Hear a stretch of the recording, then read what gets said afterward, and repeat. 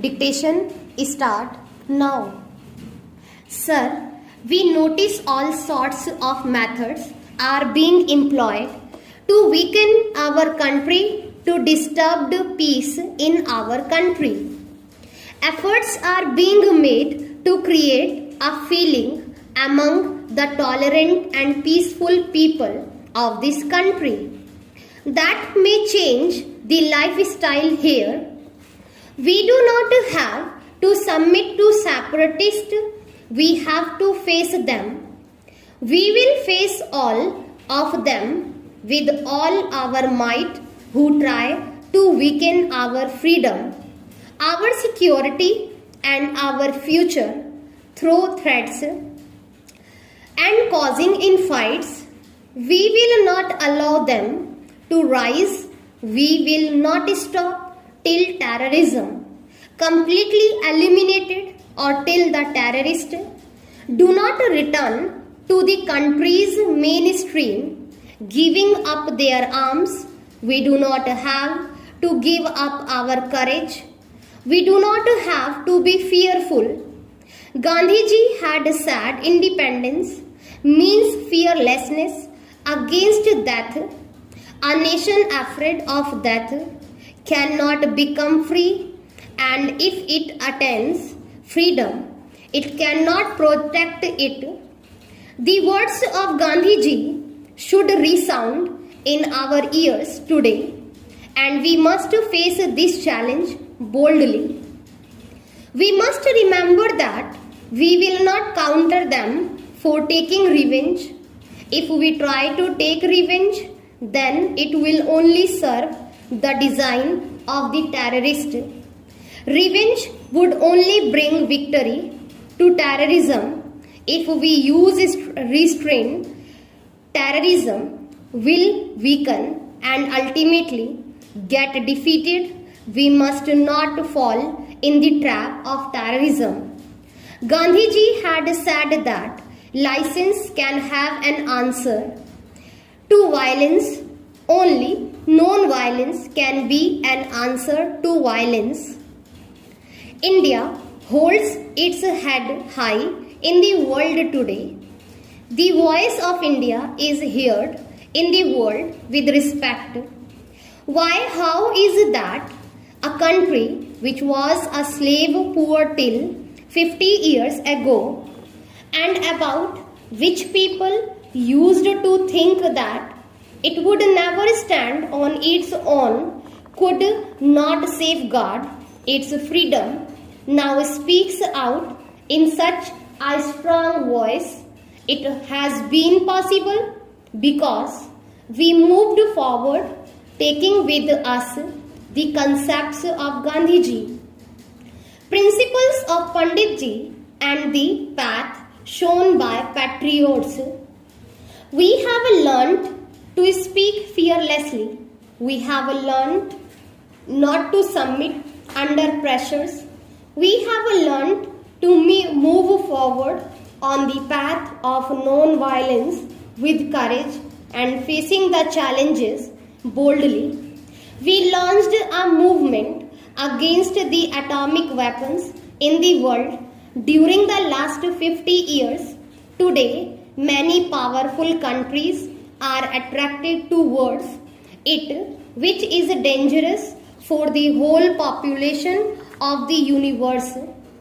The feeling that Gandhiji and Panditji had brought to the fore before our independence is now spreading throughout the world after 40 or 50 years. It is just insanity that we continue to manufacture weapons while the available weapons alone can extinguish the entire world 50 times. It is really madness that 15 to 20 million rupees are spent every minute in the world on arms race. Even a small fraction of it can help a lot in eradicating poverty, diseases, and employment.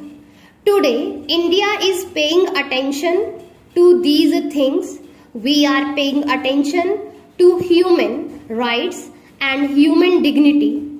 South Africa, where Gandhiji had started his first satyagraha, is still reeling under slavery.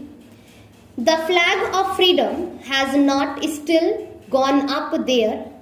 It is shameful that 100 years have passed. Hundreds and thousands of freedom fighters have offered sacrifices, including their lives and the place from where the flame of freedom rose is still under slavery. We have raised the question of poor people in the world. We have taken up the cause of suppressed sections of the world. We have demonstrated that our voice is that of balance, tolerance, compassion, truth, and non-violence. Last month we signed an agreement in Sri Lanka, an agreement that proved the righteousness of our policy, which demonstrated that the impact of our foreign policy is good and that India was moving on the right path. This is an important achievement in these 50 years. The latest agreement that we have reached and signed has brought peace and cooperation in Sri Lanka. This has strengthened the cause of peace and cooperation in the entire region. We have stalled the activities of those people who were endangering the security of the entire region.